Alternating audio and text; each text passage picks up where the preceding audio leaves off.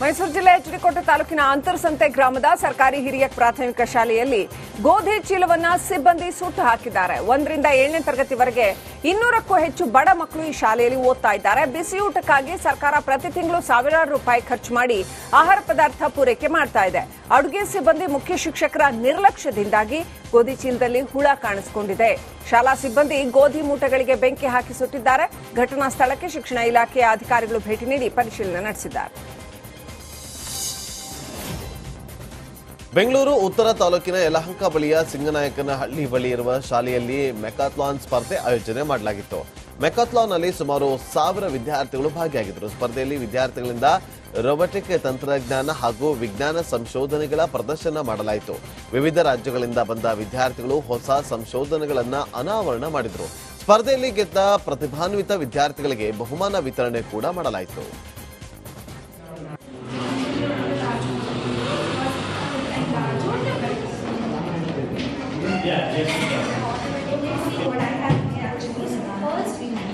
This open and we can later on close this, so people will be interested. This will go. The door is there.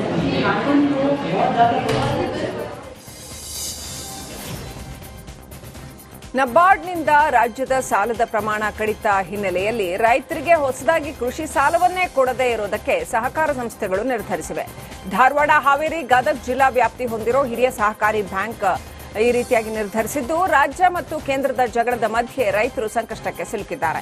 ರಾಜ್ಯದ ಪ್ರಮಾಣವನ್ನೇ ಶೇಕಡಾ 58ರಷ್ಟು ನಬಾರ್ಡ್ ಕಡಿತ ಮಾಡಿದ್ದು, KCC ಬ್ಯಾಂಕ್ಗೆ ಸಂಕಷ್ಟ ಎದುರಾಗಿದೆ. ಹೀಗಾಗಿ ಈ ವರ್ಷದಿಂದ ಹೊಸ ಕೃಷಿ ಸಾಲವನ್ನೇ ಕೊಡೋದಿಲ್ಲ ಅಂತ ಬ್ಯಾಂಕ್ ಅಧ್ಯಕ್ಷರು ತಿಳಿಸಿದ್ದಾರೆ.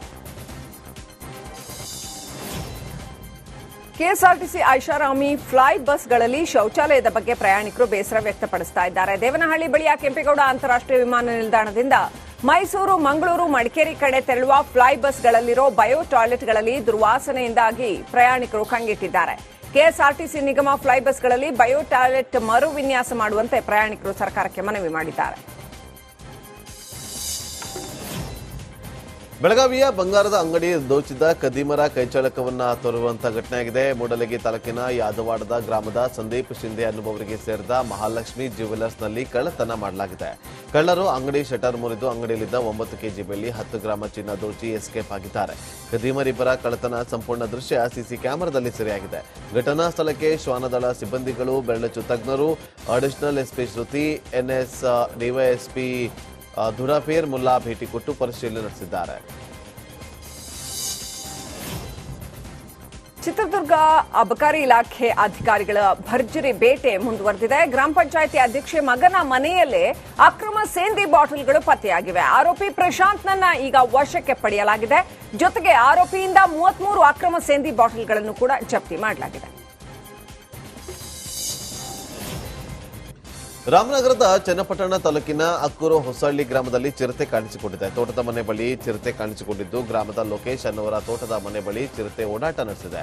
ಚಿರತೆ ಓಡಾಟದ ವಿಡಿಯೋ ಸಿಸಿ ಕ್ಯಾಮೆರಾದಲ್ಲಿ ಸೆರೆಯಾಗಿದೆ. ನಾಯಿ ಕೋಳಿಗಳನ್ನು ತಿಂದು ಚಿರತೆ ಆತಂಕವನ್ನ ಸೃಷ್ಟಿ ಮಾಡಿದೆ. ರಾತ್ರಿ ವೇಳೆ ಮನೆಯಿಂದ ಹೊರಬರಲು ಗ್ರಾಮಸ್ಥರು ಹಿಂದೇಟನ್ನು ಹಾಕ್ತಿದ್ದಾರೆ. ಚಿರತೆ ಸೆರೆ ಹಿಡಿಯುವಂತೆ ಅರಣ್ಯ ಇಲಾಖೆಗೆ ಗ್ರಾಮಸ್ಥರು ಮನವಿ ಮಾಡಿದ್ದಾರೆ.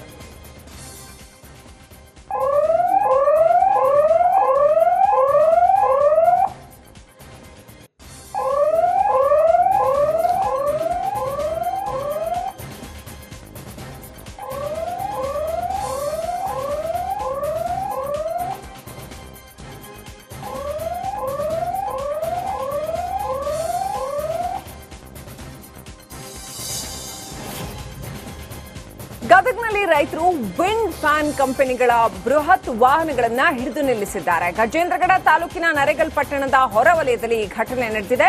ಜಮೀನಿನಲ್ಲಿ ಅನಧಿಕೃತವಾಗಿ ಬೃಹತ್ ವಾಹನಗಳು ಓಡಾಟ ನಡೆಸ್ತಾ ಇದ್ವು. ಫಲವತ್ತಾದ ಜಮೀನು ಹಾಳಾಗುತ್ತೆ ಅಂತ ರೈತರು ಆಕ್ರೋಶ ವ್ಯಕ್ತಪಡಿಸಿದ್ದಾರೆ. ಆರ್ಸಿಬಿ ಹಿಂದಿ ಪುಟ ವಿವಾದಕ್ಕೆ ಕಾರಣವಾಗಿದೆ. ರಾಯಲ್ ಚಾಲೆಂಜರ್ಸ್ ಬೆಂಗಳೂರು ವಿರುದ್ಧ ಹಿಂದಿ ಹೇರಿಕೆಯ ಆರೋಪ ಕೇಳಿಬಂದಿದೆ.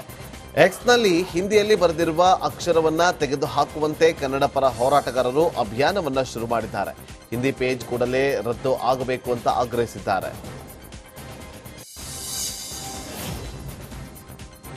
ರಸ್ತೆ ಬಿಟ್ಟು ಫುಟ್ಪಾತ್ ಮೇಲೆ ಚಾಲಕ ಥಾರ್ ಜೀಪ್ ಅನ್ನ ಓಡಿಸಿದ ಘಟನೆ ಬೆಂಗಳೂರಿನ ಹುಡಿ ಸರ್ಕಲ್ನಲ್ಲಿ ನಡೆದಿದೆ. ನಿನ್ನೆ ಈ ಘಟನೆ ನಡೆದಿದ್ದು ಸ್ಥಳೀಯರ ಮೊಬೈಲ್ನಲ್ಲಿ ಫುಟ್ಪಾತ್ ಮೇಲೆ ಜೀಪ್ ಓಡಾಡಿದ ದೃಶ್ಯ ಸೆರೆಯಾಗಿದೆ. ಫುಟ್ಪಾತ್ ಮೇಲೆ ಜೀಪ್ ಚಲಾಯಿಸಿದ ಚಾಲಕರ ವಿರುದ್ಧ ಆಕ್ರೋಶ ವ್ಯಕ್ತವಾಗಿದೆ. ಬೆಂಗಳೂರಿನ ಕೋಣನಕುಂಟೆ ವ್ಯಾಪ್ತಿಯಲ್ಲಿ ಕಳ್ಳರ ಹಾವಳಿ ಹೆಚ್ಚಾಗಿದೆ. ಮನೆ ಮುಂದೆ ಬಿಟ್ಟಿದ್ದ ಶೂಗಳನ್ನ ಕಳ್ಳರು ಕದ್ದು ಪರಾರಿಯಾಗ್ತಿದ್ದಾರೆ. ಬೆಲೆ ಬಾಳುವ ಶೂಗಳನ್ನೇ ಟಾರ್ಗೆಟ್ ಮಾಡಿ ಕಳ್ಳತನ ಮಾಡಿದ್ದಾರೆ. ಕಾಂಪೌಂಡ್ ಹಾರಿ ಮನೆಗಳತನಕ್ಕೆ ಕಳ್ಳನೊಬ್ಬ ಬಂದಿದ್ದಾನೆ. ಆದರೆ ಎಷ್ಟೇ ಪ್ರಯತ್ನ ಪಟ್ಟರೂ ಮನೆ ಬಾಗಿಲು ಓಪನ್ ಆಗಲಿಲ್ಲ. ಬರಿಗೈನಲ್ಲಿ ಹೋಗೋದು ಬದಲು ಮನೆ ಮುಂದೆ ಬಿಟ್ಟಿದ್ದ ಬೆಲೆ ಬಾಳುವ ಚಪ್ಪಲಿ ಕಳ್ಳತನ ಮಾಡಿದ್ದಾನೆ. ಜೆಪಿ ನಗರದ 7ನೇ ಹಂತ RBI ಲೇಔಟ್ನಲ್ಲಿ ಈ ಘಟನೆ ನಡೆದಿದೆ. ವಿಜಯನಗರ ಜಿಲ್ಲೆಯ ಹೊಸಪೇಟೆಯ ತಾಲೂಕಿನಲ್ಲಿ ಚಿರತೆ ಆತಂಕ ಮನೆ ಮಾಡಿದೆ. ಜನನಿಬಿಡ ಪ್ರದೇಶದಲ್ಲಿ ಹಾಡ ಹಗಲೇ ಕುರಿಯನ್ನ ಕೊಂದು ಹಾಕಿದೆ. ಹೊಸಪೇಟೆಯ ಜಂಬುನಾಥಹಳ್ಳಿ ರಾಯರಕೆರೆ ಪ್ರದೇಶದ ರೈತರಿಗೆ ಚಿರತೆ ಆತಂಕ ಶುರುವಾಗಿದೆ.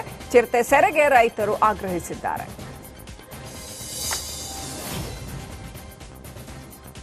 ಕೊಡಗಿನಲ್ಲಿ ಕಾಡಾನೆ ಹಾವಳಿ ಮುಂದುವರೆದಿದೆ. ಅಡಿಕೆ ಬೆಳೆಗಳನ್ನ ಆನೆಗಳ ಹಿಂಡು ನಾಶಪಡಿಸಿದೆ. ವಿರಾಜಪೇಟೆ ಸಮೀಪದ ಹೊಸಕೋಟೆಯಲ್ಲಿನ ಕಾಫಿ ಅಡಿಕೆ ನಾಶ ಮಾಡಿದೆ. 100ಕ್ಕೂ ಹೆಚ್ಚು ಅಡಿಕೆಗಳನ್ನ ಆನೆಗಳು ಹಾಳು ಮಾಡಿವೆ. ಮಸೂದ್, ಸಿರಾಜ್, ಸೂಫಿ ಅನ್ನೋರಿಗೆ ಸೇರಿದ ತೋಟಗಳಲ್ಲಿದ್ದ ಅಡಿಕೆ ನಾಶವಾಗಿದೆ. ನಮಸ್ಕಾರ, ಕರ್ನಾಟಕ ಪ್ರೈಮ್ ಟೈಮ್ಗೆ ಸ್ವಾಗತ. ನಾನು ಜಯಪ್ರಕಾಶ್ ಶೆಟ್ಟಿ. ಇಡೀ ಕರ್ನಾಡು ಇವತ್ತು ರೆಬೆಲ್ ಆಗಿ ನಿಂತಿದೆ. ಈ ಹಗರಣಗಳನ್ನು ಸದನದಲ್ಲಿ ಪ್ರಸ್ತಾಪ ಮಾಡಲು ಕೂಡ ಕಾಂಗ್ರೆಸ್ ಹಿಂದೇಟು ಹಾಕಿದ್ದೇಕೆ? ನಿಮ್ಗೆ ಸಂಬಳ ಅದಕ್ಕೆ, ನಿಮಗೆ ವಾಹನ ಅದಕ್ಕೆ, ನಿಮಗೆ ವೆಪನ್ ಅದಕ್ಕೆ, ನೀವು ಅದನ್ನು ಸೆರೆ ಹಿಡಿಬೇಕಾಗಿದೆ. ನೀವು ವಿದ್ಯುತ್ ಬರ ಇದೆ ಅಂತ ಹೇಳ್ತಾ ಇದ್ದೀರಿ, ಎಲ್ಲಿ ಬರ ಇದೆ ನೀವು ಹೇಳಬೇಕು. ಪಾಕಿಸ್ತಾನ್ ಆಕ್ಯುಪೈಡ್ ಕಾಶ್ಮೀರ್ ಅದು ಎಂದೆಂದಿಗೂ ನಮ್ಮದು. 40 ಮೆಷಿನ್ಗಳು ತಂದಿತ್ತು ನೋಟ್ ಎಣಿಸುವುದಕ್ಕೆ, ಅದೇ ಹಾಳಾಯಿತು. ಮಥುರಾದ ಗಲಾಟೆ ಇದೆಯಲ್ಲ, ಅದು ಸ್ಥಳೀಯವಾಗಿ ಕೂತು ಪರಿಹರಿಸಬಹುದಾದಂಥ ಕಾನೂನಿದೆ. ಗ್ಯಾರಂಟಿ ಯೋಜನೆಯಿಂದ ನಷ್ಟ ಆಗಿದೆ, ಲಾಭ ಆಗಿದೆ, ದಯವಿಟ್ಟು ಹೇಳಿ. Dawood Ibrahim most wanted criminal ಯಾವಾಗಾದ ಅಂದ್ರೆ ಇಲ್ಲಿ ತನಕ ಭಾರತ ದೇಶದಲ್ಲಿ ಓರ್ವ ದಲಿತ ಪ್ರಧಾನಿಯಾದಂಥ ಇತಿಹಾಸವೇ ಇಲ್ಲ. ರಿಪಬ್ಲಿಕ್ ವರ್ಲ್ಡ್ ಆಪ್ ಇದು ಕೇವಲ ಅಪ್ಲಿಕೇಶನ್ ಅಲ್ಲ, ಸಮಗ್ರ ಸುದ್ದಿಗಳ ಸಂಪರ್ಕ ಮಾರ್ಗಕ್ಕೆ ಕ್ರಾಂತಿಕಾರಿ ಬದಲಾವಣೆ. ರಿಪಬ್ಲಿಕ್ ವರ್ಲ್ಡ್ ಆಪ್ ಕೇವಲ ಸುದ್ದಿ ಅಪ್ಲಿಕೇಶನ್ ಅನ್ನ ಪರಿಚಯ ಮಾಡ್ತಾ ಇಲ್ಲ, ಬದಲಾಗಿ ಡಿಜಿಟಲ್ ಸುದ್ದಿ ಬಳಕೆಯ ಹೊಸ ಯುಗಕ್ಕೆ ನಾಂದಿ ಹಾಡ್ತಾ ಇದೆ. ಇದೊಂದು ಬ್ರೇಕಿಂಗ್ ನ್ಯೂಸ್, ಪ್ರಭಾವಶಾಲಿ ಕಾರ್ಯಕ್ರಮಗಳಿಗೆ ಗಟ್ಟಿಯಾದ ವೇದಿಕೆ. ರಿಪಬ್ಲಿಕ್ ವರ್ಲ್ಡ್ ಅಪ್ಲಿಕೇಶನ್ ಈಗ ಲೈವ್ ಆಗಿದೆ. ಗೂಗಲ್ ಪ್ಲೇ ಸ್ಟೋರ್ ಮತ್ತು ಆಪಲ್ ಆಪ್ ಸ್ಟೋರ್ ಎರಡರಲ್ಲೂ ಲಭ್ಯವಿದೆ. ಈಗಲೇ ಡೌನ್ಲೋಡ್ ಮಾಡಿ.